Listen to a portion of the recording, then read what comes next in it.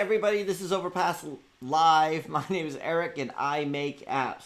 So this is the weekly live stream where we talk about whatever we want to talk about and just have like a nice chat about apps and business and just chat. We shoot the bull, we shoot the breeze, we just talk. So this week has been I suppose it's been a busy week for me, but it just seems like it's just flown by. I mean, it feels like we were just here last week, and it's been difficult. So there's lots of things on my plate at the moment, where we got some new projects that are starting, so we had to kick those things off, which means I have like a lot of specifications to write this weekend. First of all, I hope you guys can hear me okay. So I have to write a whole bunch of specifications this weekend. At least I need to do two full specifications over the next week, like a nice 30 to 50 page document on an application before we actually get started on it, where a lot of the times we'll just launch straight into development, or we'll do the quote itself will be a lot of the specifications in advance. So we'll put a lot of stuff in there, and it will be several pages long, flowcharts and wireframes, everything, which really helps to sell it, but it also takes a long time. So I'll be doing a lot of work for free. So we're getting to the point where we're trying to change the model a little bit. So charge for the quotes first thing, and then charge for the specifications first thing. That way they could take the specification, go to another developer if they want. But that means that's on me. So that's a couple things I have to do this weekend, and I have a few quotes that I need to do also. So it's been busy bringing all that stuff. And then yesterday, I went to a black tie dinner last night, Thames Valley Business Awards. Not because I was up for anything, but just because I was just there to support some friends and to cheer them on. And I was in a tuxedo and everything, and I was gonna do the video from there last night, but it was too crowded. There was just no really good place to go do it, so I filmed it really quickly today. So anyway, that's my week. That's my week pretty much summed up. And then I'm also looking for a flat. So I'm looking for an apartment or a house or something to move into. So that's been oh my God, so much complications over this because I run a business and they want my salary, but my salary is really low because most of my money comes from dividends in the company, and because that's the way the accountants set it up, this pay less taxes that way. However, when I try to get to rent an apartment, they're like, they need to see my pay slips and all this stuff. It's like, but it's dividends, and they're like, well, that's not good enough, and it's just, it's just ridiculous. So anyway, Mega Man's the first one here. Mega Man 2016 is the first one here. Fist 007, hey, how's it going? Muhammad Iwais, how are you? You're on time today. Yeah, Simple Galaxy 79 ABCD. Shilandra. Oh, that's what your name is. Hey, Eric Shilandra. How did your month go? What's the internal force driving you every day to get the best of you? Shilandra, I wish I could say that I didn't want to throw in the towel sometimes. In fact, okay, yeah, actually, that's what I forgot to mention that. On Monday, I had a job interview, like a Skype job interview, right? And it was one of these things where it was a tough month where a client decided they didn't want to pay, and I'm trying to keep everything done. I'm trying to get all the, trying to make sure that my expenses are less than my income and all that kind of stuff. And I started looking at, maybe I'll just take on a job, like a 3 or 6 month contract, and then just put Overpass on hold for a while. And then I sent out a few CVs. I got an interview, but then once I did the interview, I was like, I don't want to do that. It's like you've come so far, and it was like I said a couple weeks ago, advance or retreat. My default, and I wish this wasn't the case, is I think retreat. Okay, I gotta go find a job. Things are going tough. I gotta get a job. When really it's like, all right, take a step back, look at this, what you need to do. So the motivation is there sometimes, and sometimes it isn't. Sometimes it's just like, oh my God. So that was one. So finally, talking with my business coach this week, I told him about it, and he's like, you need to. It was either if you're gonna go back into the job market, go back in the job market, but quit flirting with that, because it diverts my attention. It's I was like, yeah, you're right. I got to fully commit to this. So fully commit to bringing in more clients. Make sure every phone call, every inquiry gets responded to, every phone call gets made, everything gets done. So, but there are days where you're just like, oh my God. But I mean, the motivation is there. If it was easy to do and there was no self-doubt, then if the voice in your head didn't pop up and say, okay, the video today, if you haven't seen it, it was ignoring the voice of reason, and that reasonable voice will be like, why don't you just get a job? You get a job, then you're guaranteed to be paid. You don't have a client who's demanding more of you. You don't have any scope creep. Whatever. You're paid for all your time. But then you can't scale. Right? That's it. Like if I take on a contract, I know exactly how much I'll make unless I'm ill. Right? And then it will be less. Right? So it's taking on so the three different levels, and we talked about the EBSI quadrant of Kiyosaki, whatever. But for me, I was employed for a long time up until about 2004, and then I was self-employed, which means I was a contractor, but I was still working in a corporate environment, so it was more stable than doing client work. However, it was more stable, but it was also more risky because you still had to your contract came up and you had to go find something else, and you didn't get training, so you had to train yourself, which I loved. I loved being able to be in command of my own education and just learn what I want to learn. Right? Like if I was interested in Silverlight or whatever, then I could go learn it. In fact, sorry, I'm going off on a tangent here, but the first technology job I took was an investment bank, and they would train me, and then so I went on this .NET course. No, sorry, .NET. This is like before .NET, a VB course. So I went on a VB course that they had all these courses, and then my manager came to me and says, or no, and I was reading on the train. So I was like, check out these books. I was reading all about Access, VBA, Visual Basic, all this kind of stuff. I'm reading it on the train, 2 hours there and back because it's my own time, right? And I saw my manager once, he taking the final tube train in, and he took me aside. He says, I think I want you to be learning Java instead, right? And for me, it was like I wasn't learning on the job. I wasn't learning like at my desk. I was learning on the train to my desk, and I thought, God, is that can they actually do that? Can they actually like say, we want you to learn this instead? And I suppose they could because they're they're in command. They're the ones who could hire and fire me and all that kind of stuff. Can you guys hear me? I hope you guys can hear me.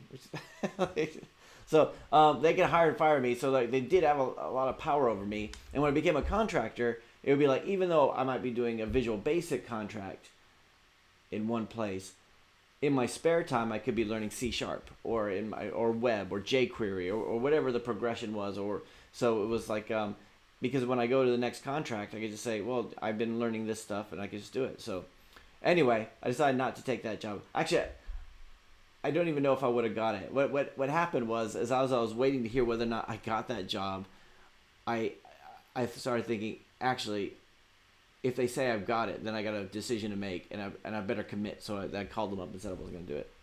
But yeah, Shalandra, it's there's always the internal. I mean, there's internal forces everywhere, and sometimes it's just doing the same thing again and again. Like I go to the gym most days. Most days I'll get up and I'll go to the gym, but it has to be part of the routine. If I go like later in the day, like sometimes I'll say, oh, I can't get there this morning, I've got a meeting, whatever, I'll go this afternoon or I'll go tonight.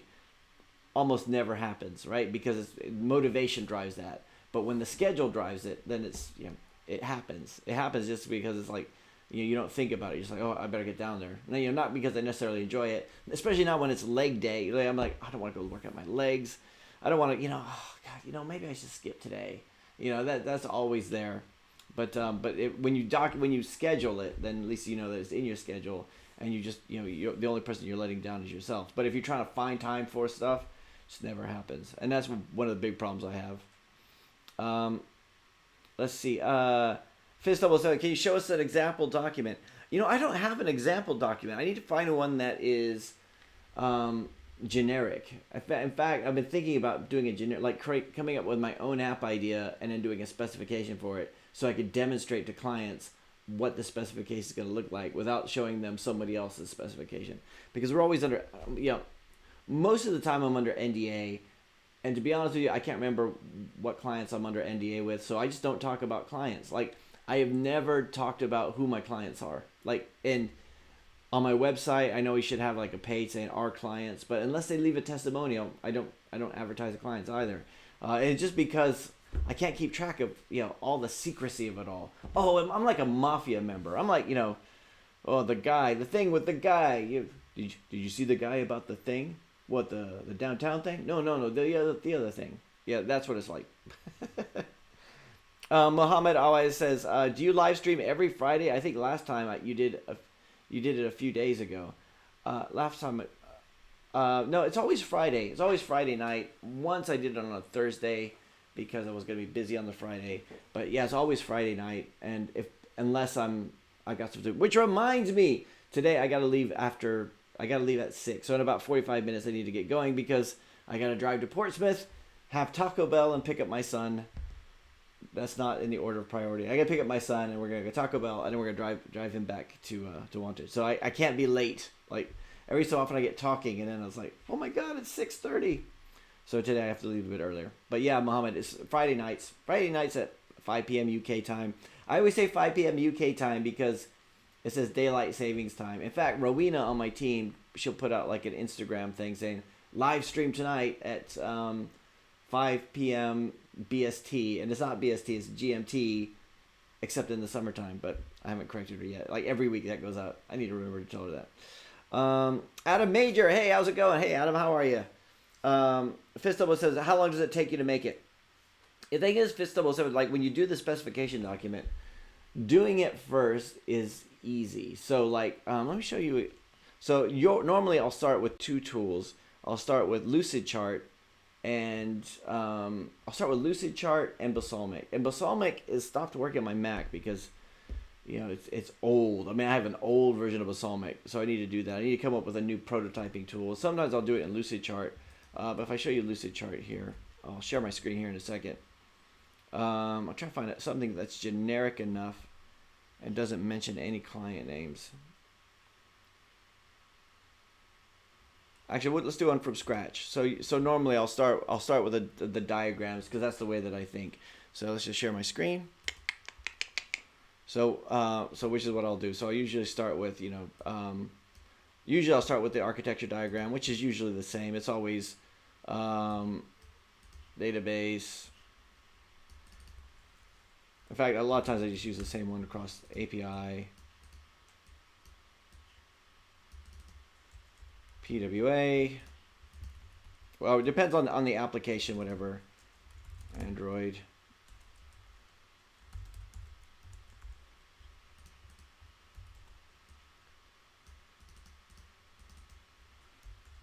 iPhone.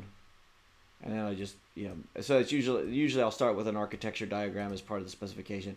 Just, it's kind of like in my own way. And the specification it's kind of meant for the client so that I understand what they're talking about. But a lot of it is also the developers need to do. So the clearer I can make the documentation, the more we don't have scope creep later on. So this will be like, I might say, for this one, we're going to do whatever, MongoDB. But a lot of times I won't specify it. I'll specify it in the text, but not that. So this will be another one, and another one I'll have is like a, whatever, admin site. So a lot of times it'll be like the admin site will go in there. And again, this is, if I'm using Cordova on these, it's all one code base, but like for demonstration purposes, we got different stuff. And then I'll put little notes in here. And I might have like whatever, I know I'm using all square. I don't use a lot of the shapes that I should. I probably use just a lot of them. So I might do like a scheduled cron. Right, and I'll just put it all in there. And then the next one I'll go through and I'll just do the flow of the application, which is usually something like app opens. Am I logged in?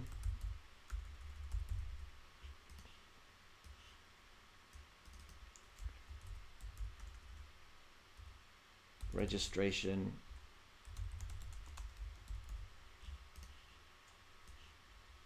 So and it's just going through and just really thinking through how the whole app works. Because a lot of times it's really easy to make assumptions, and I just can't deal with oh, sorry, it's wrong.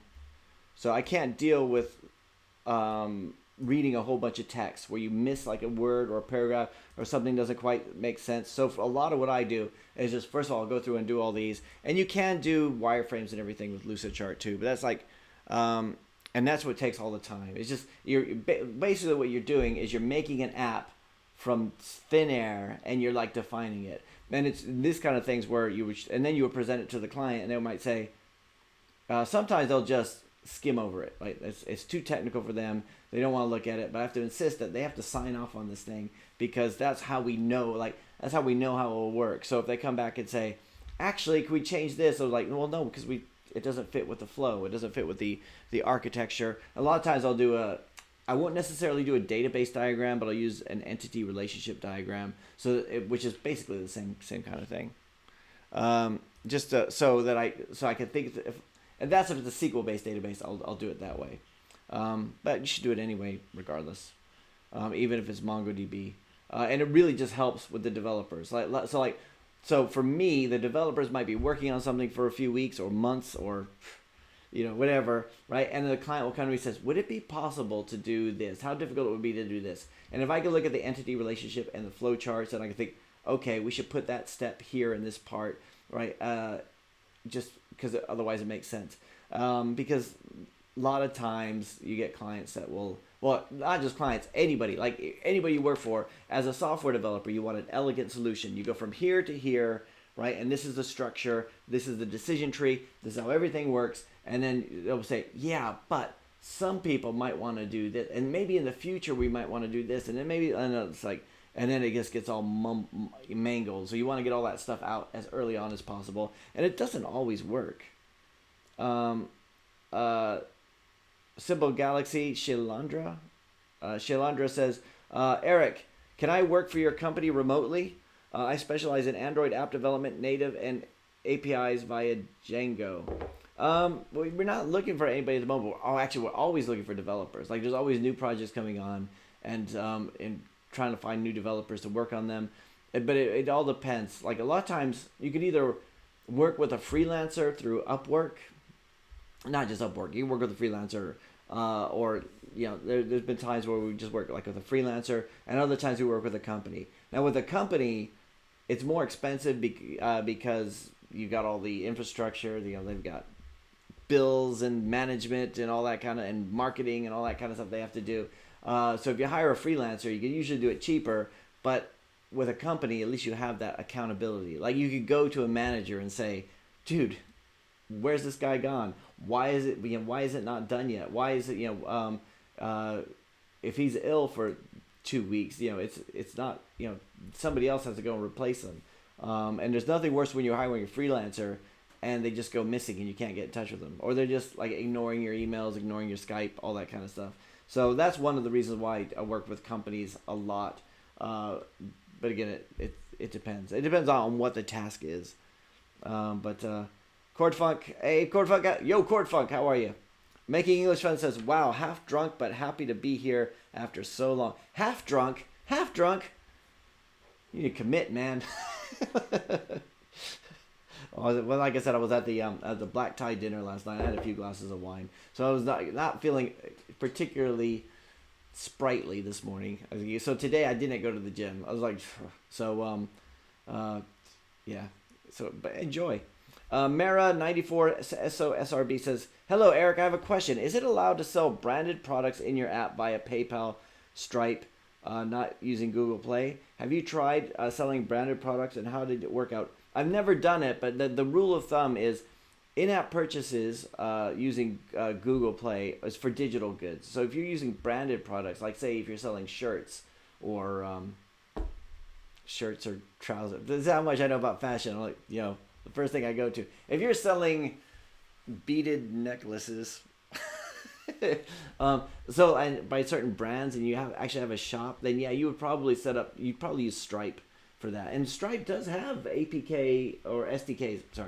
Has SDKs for iPhone and Android. If you use Flutter, there's Stripe plugins, and it does all those kind of things. And yeah, definitely, if it's a physical good, you could do that. Now, if you've ever used the Kindle application on iOS, the Kindle application or Audible or whatever, you can't buy things through the application. I think this is a digital good. They actually make you leave and go to their website to purchase it that way. So you can actually make the purchases on the apps, which is weird. Like, I'll be on the Kindle application on my iPhone, and I have to leave the Kindle app, go to Amazon, and then look for the book that I want. Or you could search, but you just can't buy it. You can just add it to your wish list, and that's because of this whole in-app purchase thing, right? They don't want to lose their cut. So, but yeah, you should be able to. Rizwan Ada, salam, aloha, old pal. Hey, aloha. Um, aloha, Rizwan. Salam, aloha, Rizwan. Fist 007 says, you could show them your financial statement from your previous years. No, I did. Like, so, like this is a letting agent. Like, I had a house picked out. Yeah, Fist 007. It's one of these weird things where you're like trying to say, dude, I can afford it. And they go, hey, but we're not sure you can afford it. Because I think my base salary is like 12,000 a year. Like, but most of it's dividends. So like, that's just the way that, like, I pay myself minimum wage and then everything else is made through dividends. But they just weren't having that. They were like, so I got try to get my accountant to set. My accountant started getting fed up. Like, he was like getting, like, I think he didn't want to keep doing letterheads and everything like that. I was like, can you please send him something? Can you please send him something just to say that I can afford it? And I sent them a year's worth of bank statements. I sent them my last 2 years of tax returns and nothing, right? It's something about, I don't know if it's because I'm trying to rent a place that, like, nobody phones me back. No, like, it's just, like, for salespeople, I'm like really surprised. Which reminds me, yeah, that was, I was talking with somebody last night at the business dinner about, she was trying to, like, buy a new car. She told them everything she wanted. She told them their budget, like she had like a decent budget to get a car, right? But the dealerships won't even call her back, or like she has to chase them, right? And it's something that I noticed when I came to England, where like if you're in the States and you walk, if you even glance at a used car lot, the guy will run out there and start talking to you, trying to get you into that car, right? But in England, you have to like go find the guy. Like every time I've been to a used car lot or to go buy a car, I've had to do that. And I've noticed that a lot. And one of the things that I hear a lot from prospects or people, like clients, they say, we've emailed 5 different companies, which I never like to hear. Like, I don't want to feel like, well, that was part of a bucket, but, you know, it is what it is, right? So they'll say, I emailed 5 companies and you're the only ones that came back to me. Or, you know, so we try to come back like within 24 hours. Occasionally we'll miss an email, or we'll, you know, we won't get back in time, but we're trying to do the whole ballpark figure, everything goes. So like Rowena deals with it first, and then I'll do the ballpark quote. She sends off the document, and then we'll put everything into our pipeline that way. But it's so awkward when you're trying to get a place, and you're like, I keep filling in request forms. I keep trying to call them. They say, oh yeah, she'll call you back this afternoon. 3 days later, no call. You know, that kind of stuff. It's just, I don't know what it is. Like I just want to, like, I have money. I want to give you money. That house that you're letting, I want that house. But it's difficult. See, oh, where was I?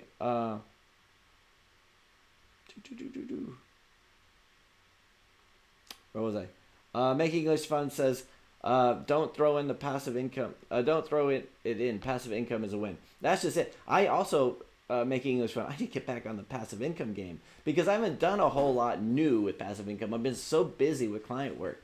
And ideally, in my mind, it should get to the point where client work should become almost like passive income. Like the system should take over. Like it shouldn't be so much of my time, but it is. It is like, you know, a lot of things are just, you know, people say, well, you're just pretty much the middleman, right?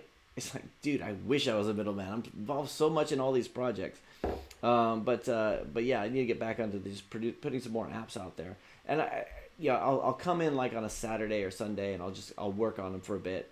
But I need to get those out there because most of everything I do lately has been for clients.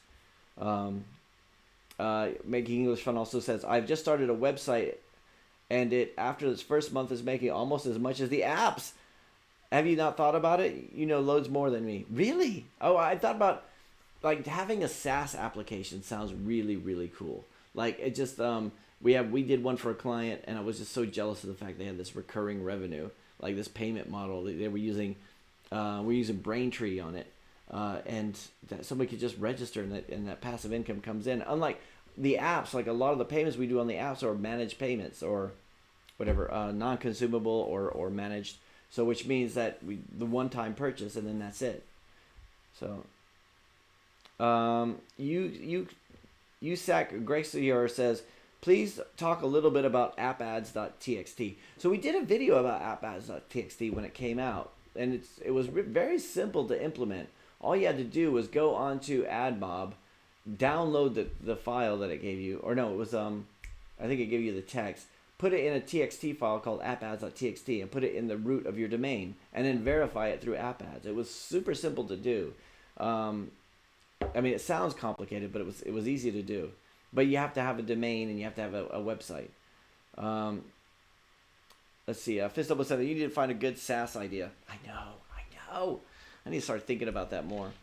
It's funny, it's again about the NDA things. I hear so many ideas. If I think of an idea, I have to think, is that something somebody else has told me, or is that something that's unique out of my head?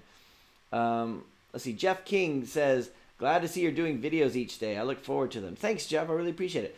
The video I did today was like after a month of doing them 5 days a week.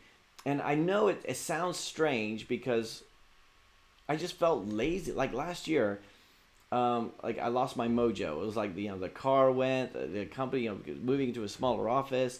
It was just kind of like and then not doing the videos every day. It was almost like when I was doing them, I was thinking, is this good enough content to do a video about? Is this like and when I was doing them every day, it was like that decision had to be made. Is this good enough content, a topic to do a video about? Yeah, if it's not, I'll do another one tomorrow. It's okay. Something else will come up. So I can just talk about whatever I want to. And like I said in the video today, the goal of the channel, like some people would get really upset on the channel. Like if I would talk about something that was not apps or something that was not ad mob or something that was not client work or whatever, and they would say, is this just a lifestyle channel?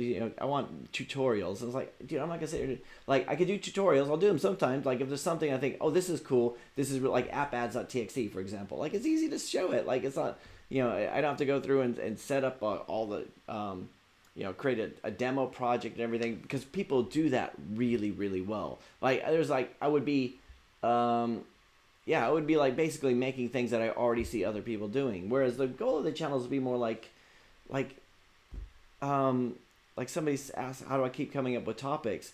And I was thinking, like, if we were at the lunch table every day and we would go to lunch together, right, we would think of stuff to talk about. We would talk about, hey, have you seen this thing? Have you seen that thing, right? And it is because being an app developer, and I'll tell you what, for like the first year, I didn't know any other app developers, right? I didn't know anything about anything. There was a few podcasts that I listened to, and those were all trying to pitch me SEO tools or consultancy or whatever. It wasn't like, it was like they weren't actually doers. Like people, it's one of the things I really can't stand is the thing like, hire me to help you with your app. I could get you to the top of Google Play. I could get your app to have 10,000 downloads in the next month.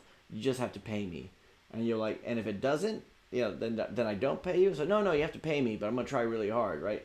And it'll be like, well, are any of your apps in that position? Well, no, right? It's one of these things like when you see an SE, like a digital marketing company or like a social media company comes to you and said, we could do your social media for you. We can make your company like really popular through social media. And then you look at their website and they have like no Twitter followers and they have no Instagram and they have no, like I'm saying, why are you calling me on the phone? You should be doing all this stuff and showing me by example. And I think that was one of the things with my apps. At least that's something I can say when we have clients. I can show them that, yeah, I know how to put an app out. We've done hundreds of them, right? And not just put an app out, because I think, get a good book and give yourself enough time. Anybody could put an app out, but it's like thinking about all the other parts, the marketing side. What should the Play Store page look like? All that kind of stuff, and always examining that. And that's the kind of stuff we could talk about on this channel. So I really appreciate you saying that, Jeff. Mega Man 2016. You can't skip leg day. I do. So there's a couple things. I started going to the gym after I read the book Bigger, Leaner, Stronger by Michael Matthews. And it was really because I'm not a gym person. And I read that book about 2 years ago. And I got the workbook that goes with it. Would have the plan. And I would stick to the plan. I would do the same thing. So Mondays would be chest and abs. Tuesdays, back and thighs. Or back and calves. Wednesday is shoulders and abs. Thursday's leg day, which is the day that if I skip, it's gonna be Thursday. And then Friday's arm day, and then and arms and abs. And since then, I've kind of cut out the abs. Like I was like, I hate. There's just some things you just don't do because you're like, I hate writhing around on the floor and right, like. You're doing sit-ups and you get really weak and it's like you're like a turtle trying to get up off its back. Like, I hate that, right? Because whereas arm day is always like, yeah, I'm a manly man doing arm day, and leg day is just like, you're like, just I'm vain. I'm vain. Like, I'm a software developer. I don't go to the gym because I need to lift heavy things. I go to the gym because I want to look like I'm not a software developer. Like, I don't sit at a desk all day. But yeah, I should have skipped the leg day. K out Marino PH says, hi, everyone. Hi, Eric, formerly Azimuth PH. Why did you change your name? JC says, hey, Eric, I recently released my Flutter app. Oh, cool, JC. Give us a link. Or give us that name, and we can look it up. Although I have to go in half an hour. And I might not even get to the question by then. Abdul Mutakabir says, does backlink matter? Your capitalization threw me. Does backlinks matter for ranking my app? Yeah, it does. Because it's Google Play. So, in fact, especially in the early days, the Google Play would try to make sure that you had backlinks. And it would say, if you want to increase your app downloads, do the keyword that you want inside the link and then link it to your Play Store page. So for a while, we would have these landing pages for our apps. And in the end, I started putting them all to Google Play. So just so we could have that juice in terms of doing it. Because you think about the Google Play algorithm, I mean, it's based on the Google algorithm. So backlinks is important. It's kind of, you show how it's important. So, I couldn't tell you the importance of it because it's not, I don't think it's publicized anywhere, but you've got keywords in the title. So many people focus only on keywords, which are important, right? Keywords tell people what your app's about, tells the algorithm what your app's about, but it's also user retention. It's also the user reviews. If you can get some few keywords in the reviews, that's good. It's also backlinks, and there's so many other things to look at. But Adam Major says, all the best outside the EU. We will miss the UK and keep our fingers crossed so that there are no economic problems in the UK and EU. Yeah. Star News. Am I boring today, chat? Maybe. Hey, I might be a little bit hungover. But, yeah. I'm boring today. But, yeah, so I guess tonight is the official Brexit, but it's going to be this 11-month transition period. So I think we won't know too much until the end of the year. But... Crazy Chris says, love your content, Eric. Thanks, Chris. Appreciate it. Am I boring today, though? I am kind of boring today, aren't I? Oh my god, I'm so boring. Cody with Chip says, hey, Eric, I missed your previous live streams. What was it? Tell me about them. Tell me. Back now. Nice to see you're still at it. Keep up the good work. Thanks. Dude, the live streams are the highlight of my week. I mean, it's fun to do. Even when I'm boring. Even when I was up, maybe I'm not 100% like today. I might be like, but yeah, no, it's kind of fun to do. I mean, it's definitely fun to do. Abdul Mutakabir says, how much do you earn from AdMob per day? That's a good question. You know what's sad is I don't look at my daily revenue. Well, actually, don't. I'm not going to say it out loud because Rowena is still doing the daily revenue report every day. I don't want to tell her I'm not looking at it, but I do. So let's have a look at my screen again. So this is my daily revenue report for January. And it won't include today but yeah, so AdMob is about, it's not much. I mean, I say it's not much, but like, if you look 2 years ago, it was a lot more. It was like when like a really good AdMob day would be 120 pounds for me. And now we're like 20, 25, 23. And 16. I mean, it's better than nothing, 44, but that was like today, so it probably wouldn't have been updated. I can't show you my AdMob page, unfortunately, because it'll have all the RPMs and everything in there. But yeah, that's about what it is. And even the iTunes, I mean, iTunes is still doing, well, I only have a handful of apps there, but I mean, people are making payments on iTunes. But look at Google. Wow, Google Wallet is like, I have days that are 0 now. See, this is why I need to get back on it. I feel like an overweight guy who looks in the mirror and go, how did I let it get this bad? That's why I got to get on these passive income apps. Well, they're all passive income, but you know what I mean. Let's see. Muhammad always says, how many hours do you work? What's your daily routine? How many hours can you code in a row? See, I don't do that much coding anymore. And that's one of the things I want to do. So sometimes, like, sometimes I'll come in on a Saturday and work, and people say, "Oh, that's so sad. You have to come in on a Saturday." But it's like there's no distractions. There's no nothing. You just sit there and code. Like it's so there's something about coding where you need that solitude and you need that just. I mean, you could be in a coffee shop. It doesn't have to be alone, but you have to have something where you just focus, where people aren't asking you questions or making small talk or whatever. So it's like it's that kind of thing.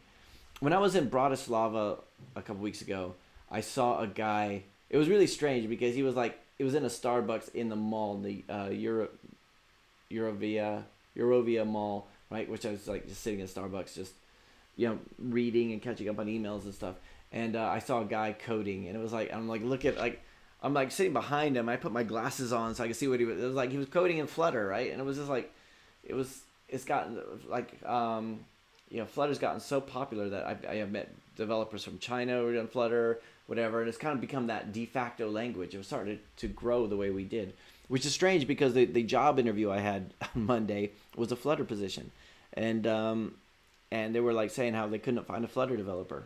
I was like, yeah, well, people who are looking for a job are probably looking for the ones that most jobs are available, whereas the people doing Flutter at the moment, in my opinion, are like the hardcore, like they're doing stuff for themselves, or they're doing other technologies and they're moving into Flutter to build up those skills. Not so much like they're looking like, cause if I was gonna get a job, like if my goal was to get a job and it wasn't, I just had a moment of weakness.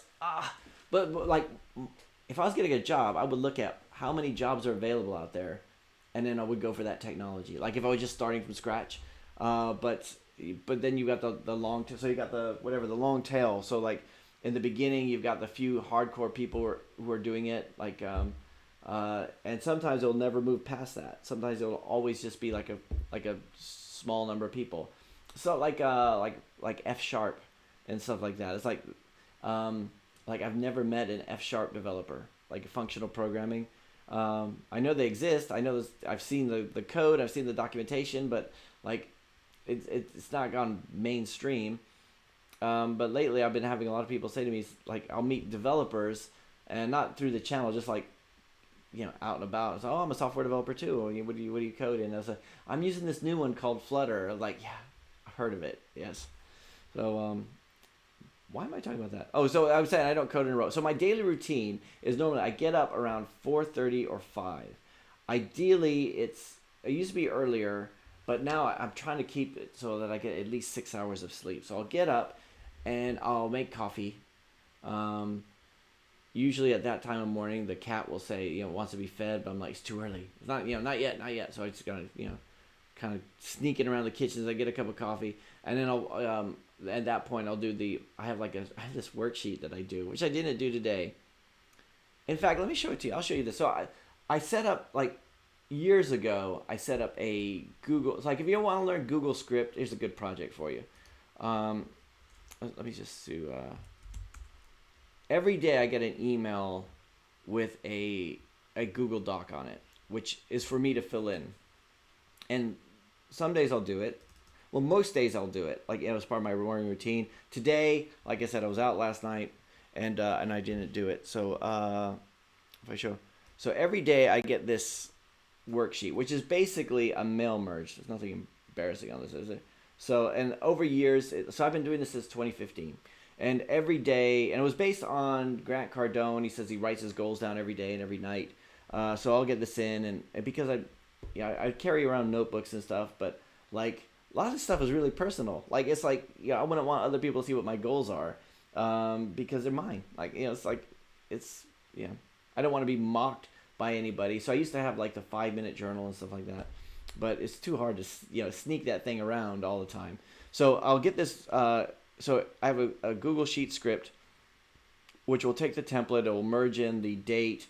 I have a list of motivational quotes, like a CSV that I found online. I'll randomly take a motivational quote, and I've got my goals for life, which I'll fill in, and and usually some of the stuff like I want to have a house in San Diego, or I want the YouTube channel to get to 100,000 subscribers. Like it'll be like that. I have 100,000 subscribers. My goals for today, which would be like thinking about what do I need to get done today. Like I need to get that client quote out. A lot of this stuff is like. what I should do is like look at the goals for life and have at least one thing in the goals for the day, but I don't. And then I'll have what will make today fun, and I try to put down 3 things. I hardly ever do this one. It'll be like I'll do a video, or I'll find a good audiobook or whatever if I'm driving someplace far. Positive aspects. This is one I read about from, I can't remember who it was, but it was like somebody was like, it may have been in the Tim Ferriss book. If you ever read Tools of the Titans, Tools of the Titans, which is it's one of those kind of ones that you want to have the print version, so you just pick it up every so often and thumb through it. It's got all the more like they talk a lot about morning routines of all these people. And I think one of them was like just think about what you're grateful for. So like today, this is today's, and I didn't do it. So then I've got lofty questions. This is something. What is it? Vision from. I can't remember what. Mind Valley was talking about the lofty questions that you would ask. So just trying to. The whole goal of the sheet is to put me like in a proper frame of mind. And every so often I'll go through and I'll change it. And I call it the 10x thing because it was 10x originally. And then also once a day it'll check to see if I haven't updated it. So like if the modified date is the same as the created date, then it will just delete it. That way I don't have all these documents there. So I have all these I'll have all these journals, and then I'll have my food log. Again, sometimes I'll do this throughout the day. A lot of times this is one of those things that gets left off.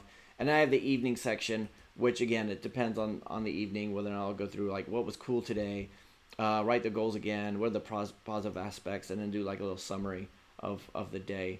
And that way it's all in my Google Drive. It's all, personal to me. Like if I want to go through and delete it, I can. But that's kind of like, that's part of a big part of my morning routine. I've been doing that for years. If I show you my, I don't know if I want to show you any of them, because I like sometimes it'll be like personal stuff or whatever. Let's go back to, because it'll be something like, I think something personal might be like a goal that I have that I don't want you to know about, like, I want to get down to 165 pounds. I used to be on there for ages. I mean, I've been doing this so long that the first one's like my goals would always say, I drive a Ford Mustang. I drive a 2015 Ford Mustang, right? And in the end, it was like, I did get a 2017 Ford Mustang, but then I didn't have it anymore. But I will again. Although now that I've had one, it's like, maybe I'll get something else. I get like a Camaro or something. I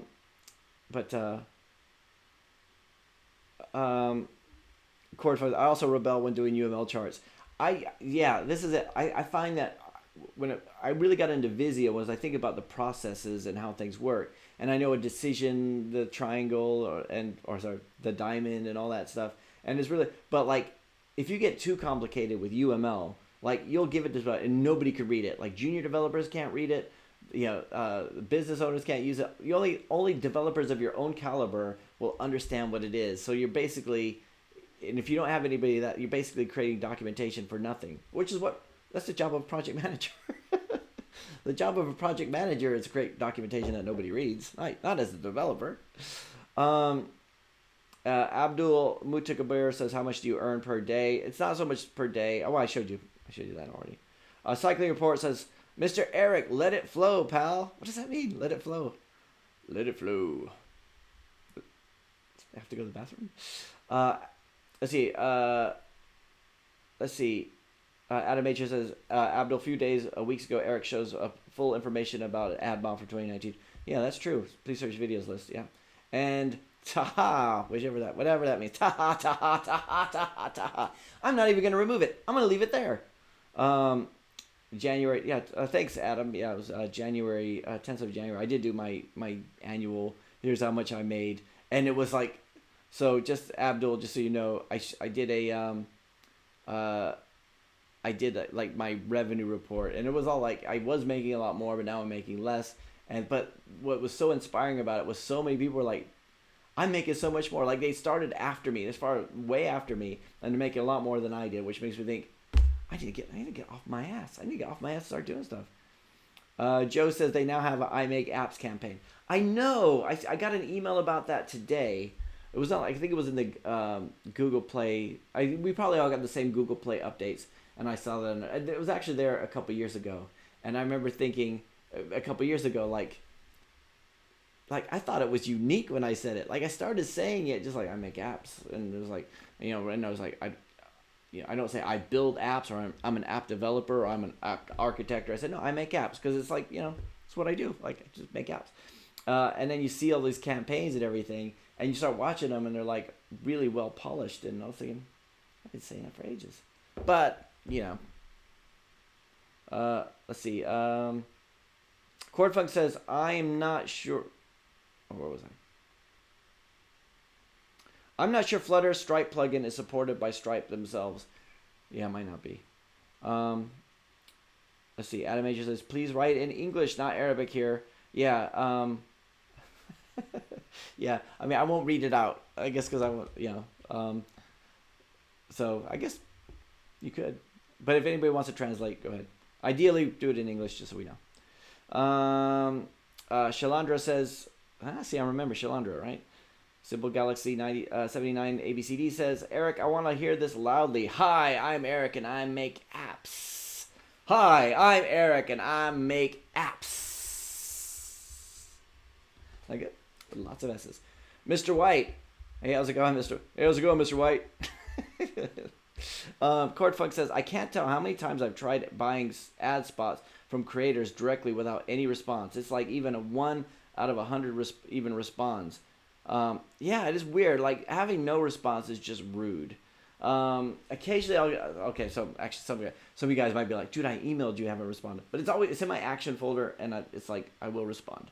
But there's just something, and I try to go in and respond to comments as much as possible, because it is rude. If somebody's like, you don't just ignore people.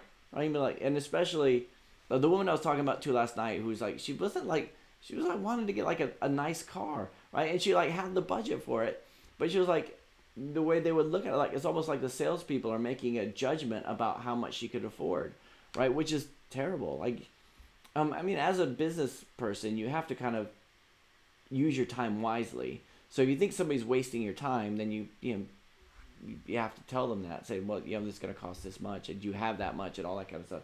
However, you can't make assumptions based on who they are or whatever. Although, like I said, I did a video once where I said, if they come with a Gmail account, then I'm like, might be a little bit skeptical about whether or not they have the budget to do it. But that's not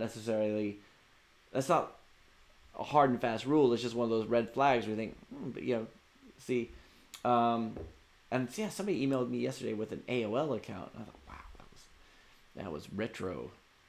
If I had an AOL account still, I would keep it. I would just be like, because it'd be fashionable. Let's see.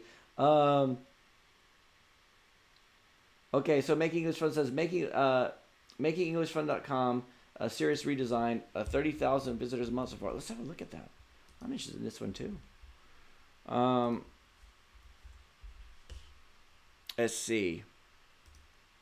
makingenglishfun.com. Okay. Nice. Android apps, online ESL games, Apple apps, blog, contact, YouTube, all teaching articles. So how do you is this making revenue through teaching resources? Is it making it through ads? See, this is the thing always gets me about websites. Is like I don't understand unless online English games. Cool.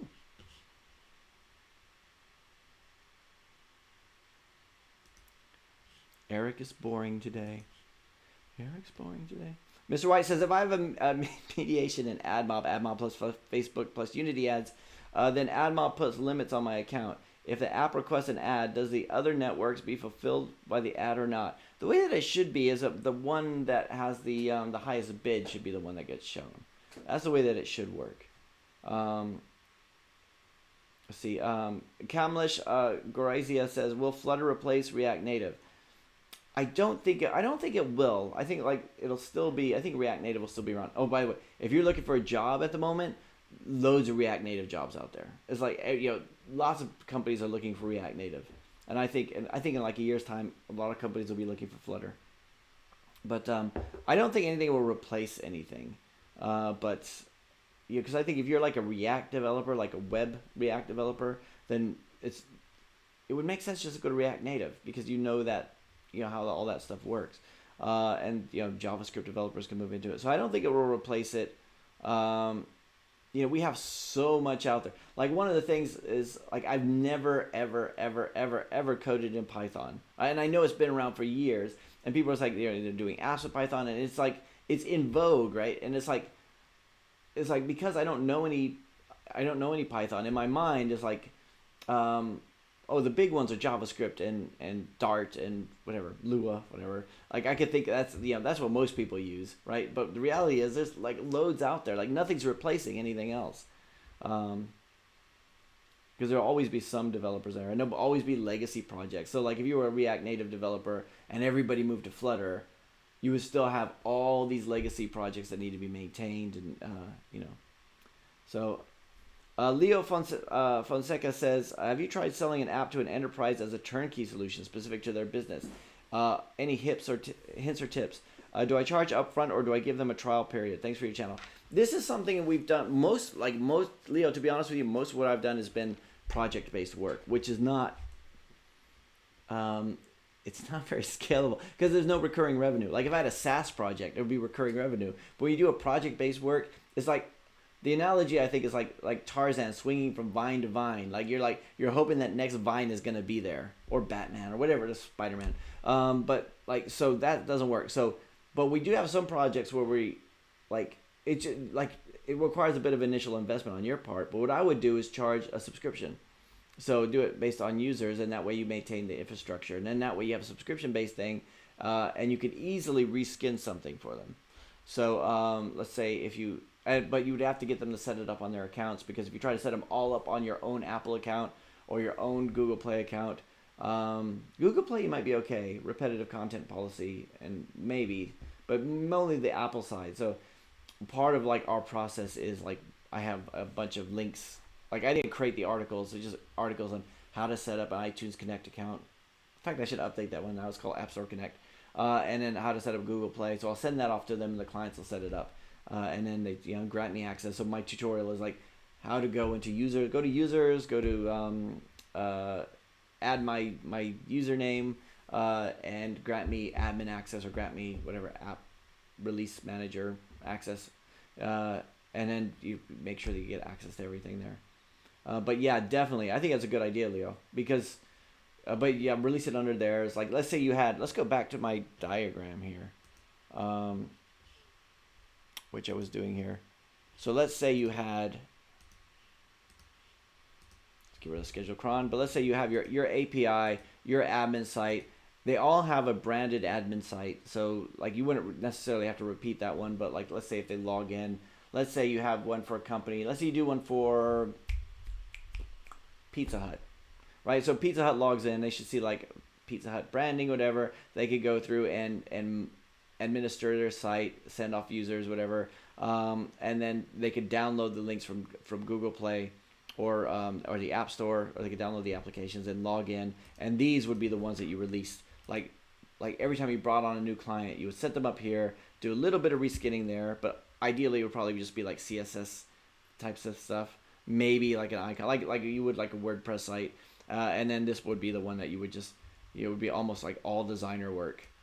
And then just like, that would be their version, that'd be their version, and then you just release it to the different stores, and then yeah, I think that sounds like I mean, we have done that for a few clients, because the nice thing about this is like, so like if you're gonna do the whole thing from scratch, you're making a guess how much it's gonna cost, right? And you're charging on that. If you're reselling the same thing, like you do the first one and then you're selling it again, or like you do it yourself, you invest in it yourself, and then you're selling it to the next client, you know exactly how much it's going to cost, right? You know how long it's going to take, you know the right resources in place. So yeah, definitely go ahead with that. I think that makes total sense. Fist 007 says, Eric, I can't help it, but you should really consider Xamarin. You'll have one code base for mobile, web, and desktop if needed. But yeah, that's, Xamarin should have been doing that like in the beginning. In the beginning, they were the cross-platform thing. PhoneGap kind of sucked initially, and So they really should have been doing that. And then but now it's like even like the argument you just made. That way you'll have one code base for mobile, web, and desktop if needed. Flutter's going to do that too with Dart. So, but yeah, I mean, Boris Legovic. Boris, you're the one who said I went to Bratislava for the night ladies, right? I'm a native at iOS and Android dev working on Xcode and Android Studio. Would you suggest starting working with React Native? Will I be able to develop faster with React? Working with Xcode and Android Studio. Would you? So I'm a native iOS and Android dev working with Xcode and Android Studio. Would you suggest that people start working with React Native? If you don't know React Native, it will slow you down because you have to learn it. But the whole thing is, but yeah, and you would be able to do it. You'd be able to write your own plugins. So let's just let's do another diagram. As I already have Lucidchart open, this will be the diagram episode. So like when you look at these frameworks, you've got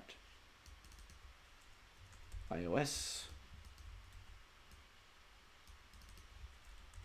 Android,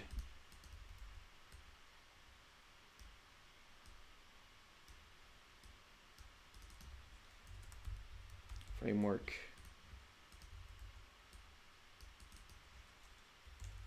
your code. Now, so if you were to so if you're a native developer, the whole thing about native development is you have to have two different code bases. So you're basically doing two different projects. If you have an API, that would be shared between the two of them, but mostly you're doing the same, and you have the same image resources for the most part, but like you're rewriting all of that. If you use something like Xamarin, then you have the same Xamarin or Flutter or React Native, then you're coding to that framework. Now the downside of the upside of using a framework is it's cheaper, right? You only have to code it once.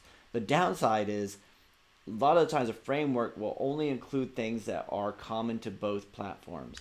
So GPS, accelerometer, camera, all that kind of stuff, very easy to do.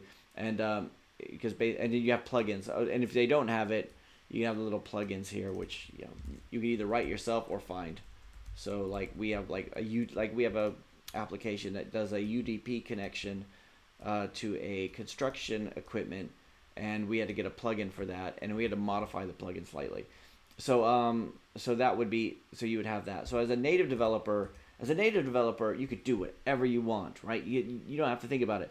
So when Google I/O and Android comes out with, say, they have like thermal imaging, or they'll have like you could take your temperature with your phone, or some new sensor, or some new gadget, or some new whatever, right? It'll be a while before those filter up to the frameworks, right? And even if they do, they might not even bother it. So like we did an Ionic application, and they wanted to know if they could use Apple Pencil with it.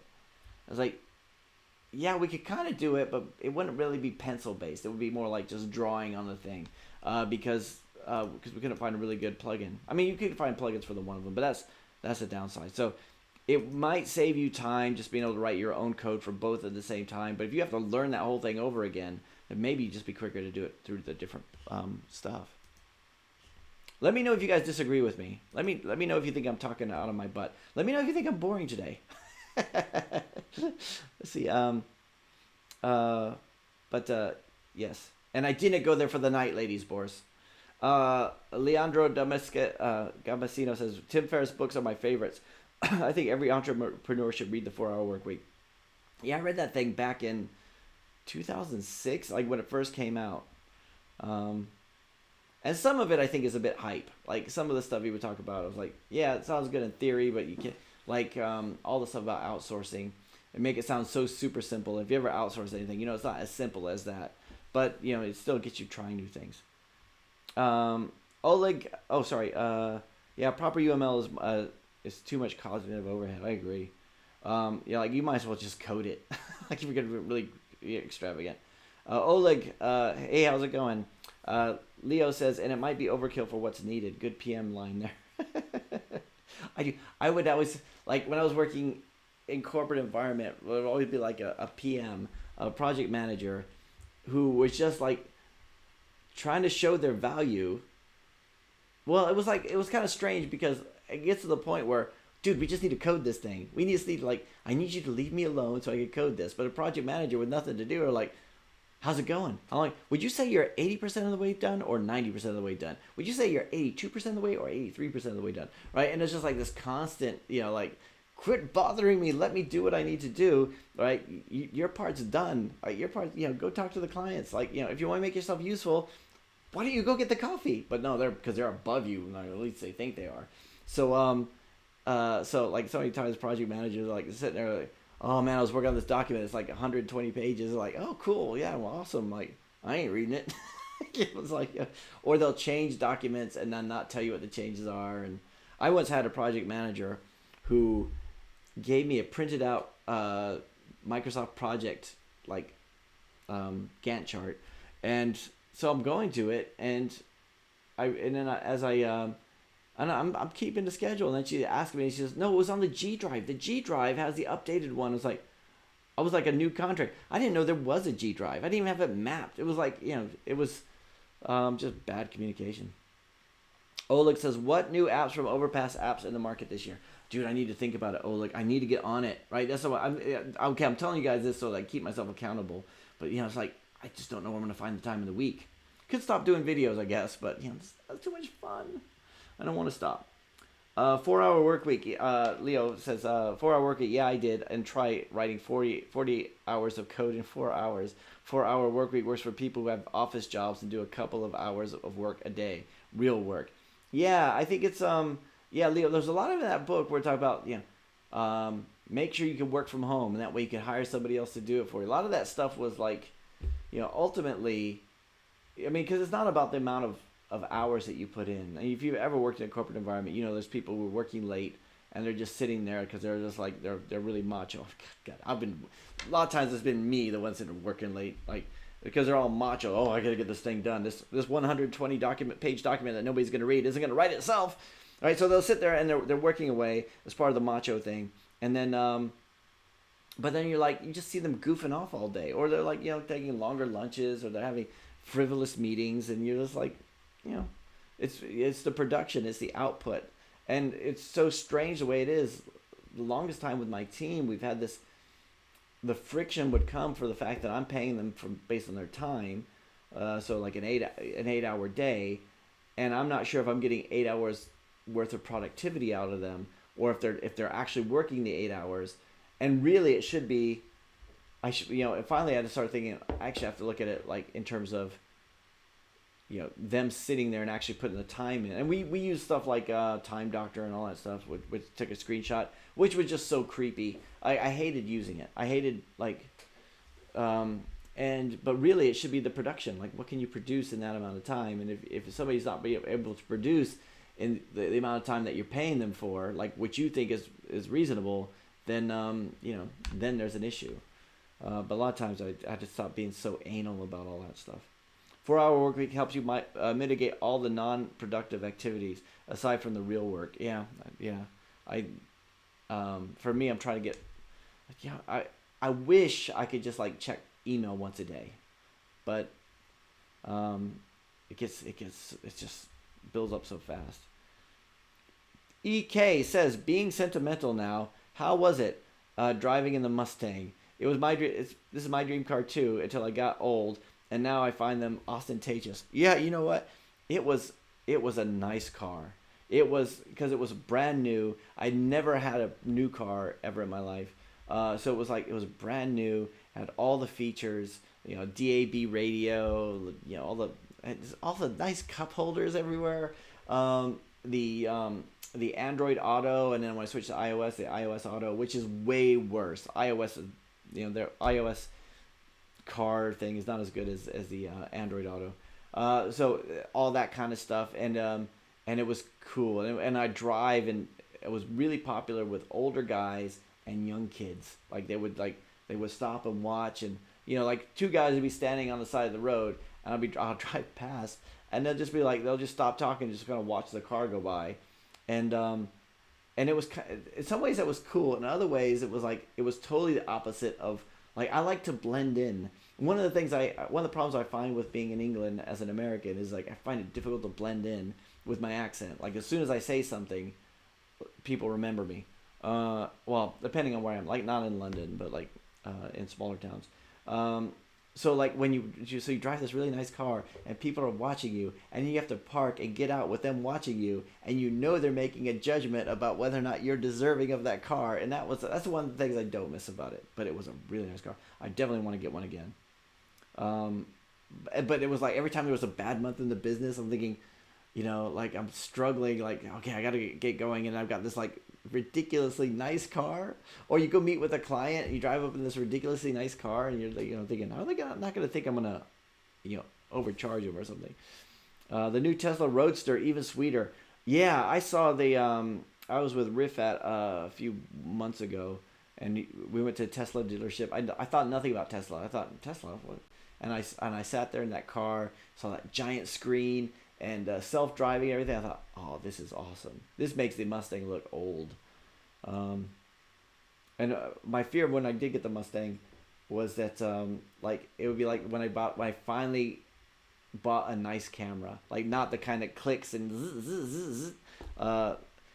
It was like I finally bought a nice camera, and then digital cameras like the next year were everywhere. So like I didn't want to be like everyone goes electric and I've got this Mustang finally. So maybe I'll wait till I get an electric Mustang. That would be my goal. Um, Flashies, hey Eric, hey, how's it going, Flashy? Simon Suppertime, it's a chicken butt. Sorry, I'm like chicken butt. Yeah, everybody, if you're just watching and you haven't contributed to the chat, you don't know what to say, just say chicken butt. That'll be our word for the day. Because you know what? Chicken butt. Sorry, I'm late. How many columns is too many columns of data? Much on mobile? 4, 5. Oh, on mobile, you don't really have columns on mobile. Like every time we do like an interface where we have a list, it's better to have it. I mean, columns are. Have I seen any apps with columns in it?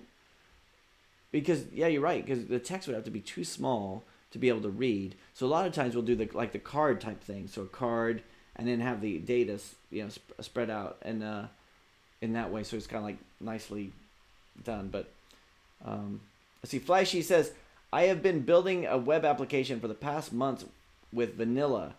It's getting hard to maintain, and I want to switch to a one-page framework. Should I get started with Vue or Angular?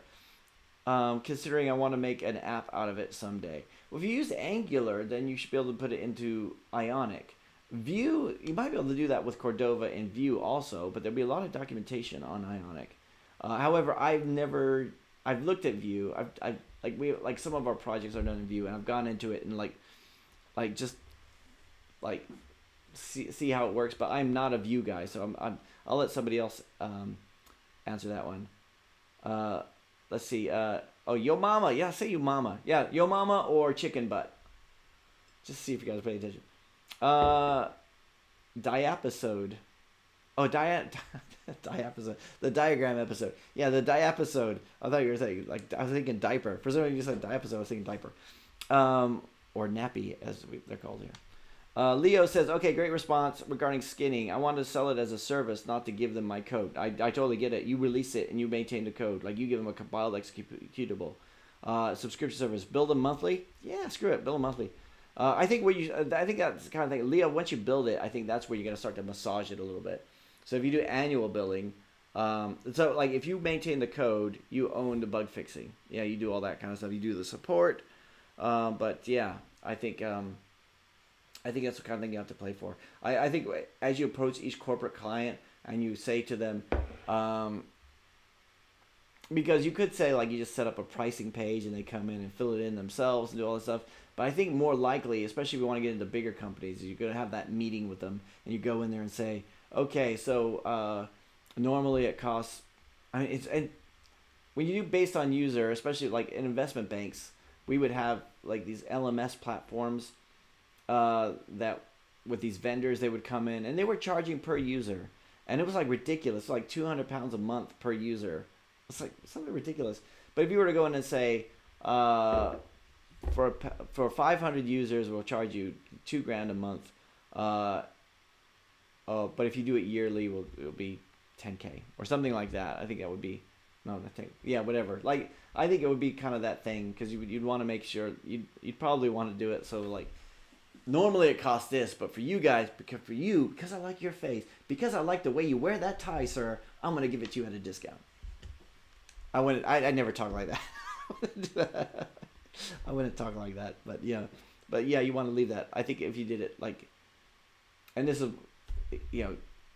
what I think would be wrong was just be set up like a pricing page and a self-registration page and have them go into it. I think it's the kind of thing you'd want to have like lots of demo videos. You'd want to, and even if you had like a designer, like if you had a designer just on your team or somebody at Upwork you trusted, you say, so you spend a little bit of money just mocking it up for them so they can see what it would look like to really sell it, saying this could be your app for Pizza Hut or whatever. This will be your app. You'll be able to see this, and you'll be able to see, have your branding, your logo.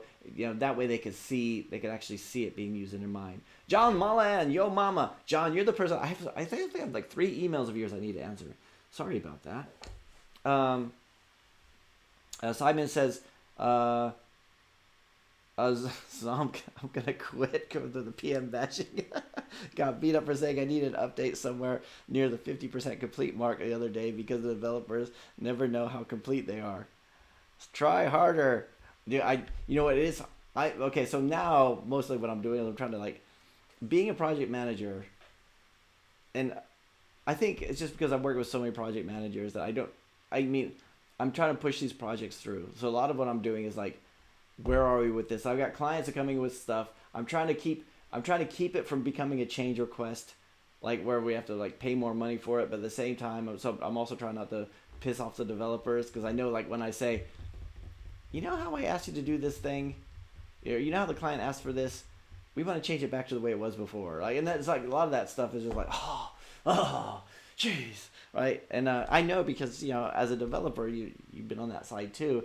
But when you're in between the client and the developer, you're trying to you're always squeezed and you're always the bad guy. Let's see. Boris says, Eric, you should visit Croatia. What are the night ladies like? We do not have night ladies, but there are many nice things to visit. If you want to make another trip alone, I can offer you a free room. Ooh, cool. Yeah, no, that would be cool. No, I need to travel more. To be honest, the last video I did from Bratislava was saying how I was actually kind of bored, because I was by myself. I was kind of just wandering around, and not because of Bratislava, just because I'm on my own. But it did give me a lot of time to think, and it was cool. And then as soon as I got back, I got hit with 3 bits of really bad news, and it was, let's see. Fleishy says, if you ever visit the old town of Nuremberg again, may I invite you to a coffee? It's where I work. Yeah, definitely. My sister lives near Nuremberg, so there's lots of reasons why I should go there. Yeah, definitely would like to do. I'm running late here. Oh yeah, everybody, I need to get going. I need to go pick up my son. I need to go have Taco Bell. I don't need to have Taco Bell. In fact, I probably shouldn't have Taco Bell. Taco Bell's the one. Sorry, going off on a tangent here. Taco Bell's a thing for years. I was in. I wish they had Taco Bell here. I love Taco Bell. I so miss Taco Bell. Right? And then now that I could go to Taco Bell, I realized I never really loved it. I think I just couldn't have it. Now that I could have it, it was kind of it's like root beer. I'm getting root beer more often now. And I remember I never was a fan of root beer. But but whenever I see it, I was like, yes, root beer. So there's certain things that I miss. You're definitely running late here. Yep, definitely. I'm gonna get going. Last question. Career scope in Flutter. Career scope. I think there will be. I think there's going to be a lot more jobs in Flutter in the future. I think right now there's, I think there will. I think there will, because you see it.